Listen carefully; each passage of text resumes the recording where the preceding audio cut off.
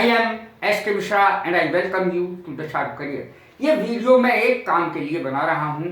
Direct indirect narration में सबसे important part जो प्ले करता है वो है सन का फार्मूला, और ये सीखने में लोगों को बहुत वक्त लगता है, आपको मिनट लगेंगे।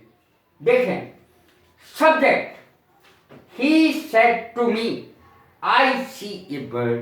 पहले तो ये समझ लें कि ही सेड टू मी क्या है और इन्वर्टेड कॉमास के भीतर आई सी ए बर्ड क्या है। देखें, he said to me reporting speech है और I see a bird inverted commas के अंदर है रिपोर्टेड स्पीच है। परिवर्तन इसकी वर्ब में आता है, रिपोर्टेड स्पीच की वर्ब में, और सब्जेक्ट में SON सन के फार्मूले के अनुसार जो मैं आपको बताने जा रहा हूं। पहले समझ ले, see saw seen, see word लिया है मैंने, इसमें इसकी 3 फॉर्म होती हैं, first second third, see saw seen. अब देखें, he said to me, said to me told में बदल जाएगा, सेड टू टोल्ड में बदलेगा, ही टोल्ड मी।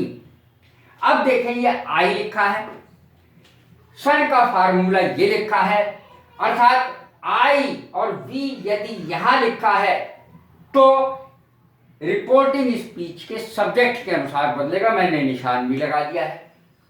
देखें कैसे बदला, ही टोल्ड मी दैट। अब ये आई इसके अनुसार बदलेगा तो ही यहां आ जाएगा, यहां भी रहेगा, यहां आ जाएगा, और ये पास्ट इंडेफिनिट में बदल जाएगा, क्योंकि प्रेजेंट इंडेफिनिट में है, पास्ट इंडेफिनिट में बदल जाएगा। ही told me that he saw a bird, यानी उसने मुझे बताया कि उसने एक चिड़िया देखी।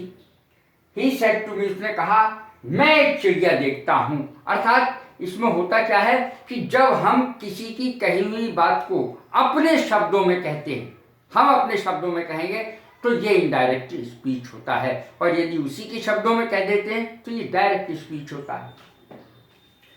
सब्जेक्ट के अनुसार, यानी आई और वी इस सब्जेक्ट का इसके अनुसार बदलेगा। यदि आई वी यहां है तो इसके अनुसार, रिपोर्टिंग स्पीच के सब्जेक्ट के अनुसार बदलेगा, और यदि यहां पर यू है, अब देखें दूसरा, he said to me you see a bird. अब यहां पर आई की जगह इधर आई था, यहां यू आ गया, तो यू किसके अनुसार बदलेगा? आई तो सब्जेक्ट के अनुसार बदल गया, रिपोर्टिंग स्पीच के, यू काय के अनुसार बदलेगा। तो साफ साफ लिखा है ऑब्जेक्ट, देखिए यू ऑब्जेक्ट के अनुसार बदलेगा, ये लिखा ऑब्जेक्ट। ऑब्जेक्ट यानी ये जो बाद में आता है, ये सब्जेक्ट है, ये ऑब्जेक्ट है, ऑब्जेक्ट बाद में आता है, तो ऑब्जेक्ट के अनुसार बदलेगा। देखें, you see a bird, he told me that I saw a bird. अब ये प्रेजेंट इंडेफिनिट पास्ट इंडेफिनिट में बदल गया, आई यू की जगह आई आ गया। क्यों? क्योंकि ऑब्जेक्ट के अनुसार बदलेगा, और ऑब्जेक्ट है ये मी का कर्ता बन के आ जाएगा। ही told me that I saw a bird. अब यदि इसके अलावा और कुछ भी है, आई वी और यू के अलावा, तो उसमें कोई परिवर्तन नहीं आता है। ही शी दे या किसी का नाम, किसी जानवर का नाम, कुछ भी हो सकता है, वो सबके सब नो चेंज में आते हैं, अर्थात परिवर्तन नहीं होता, इसीलिए इसको एन लिखा जाता है। अब देखें नो चेंज वाला कैसे होगा। ही सेड टू मी, उसने मुझसे कहा, he said to me he sees a bird, कि वो चिड़िया देखता है। अब यहाँ आ गया ही, और देखिए यहाँ नो चेंज में ही लिखा है, ही में कोई परिवर्तन नहीं आएगा।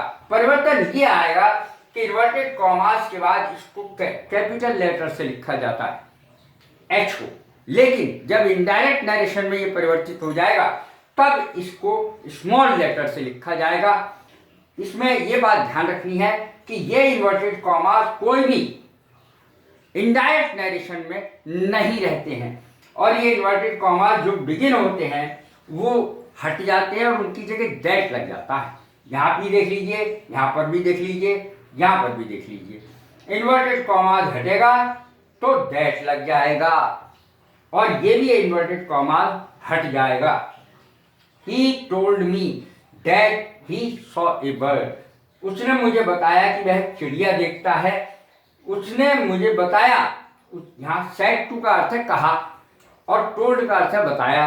ही told me that he saw a bird, अर्थात प्रेजेंट इंडेफिनिट पास्ट इंडेफिनिट में परिवर्तन हो जाएगा। ही में कोई परिवर्तन नहीं आएगा सिवाय इसके कि ये एच कैपिटल लेटर से स्मॉल लेटर में बदल जाएगा। ध्यान रखें, आई कभी भी स्मॉल लेटर में नहीं आता जिसका अर्थ होता है मैं, इसीलिए आई जो है वो कहीं भी आए आई कैपिटल लेटर से ही लिखा जाता है। कैसी लगी मेरी वीडियो? लाइक करें, शेयर करें, सब्सक्राइब करें। God bless you. Thank you very much.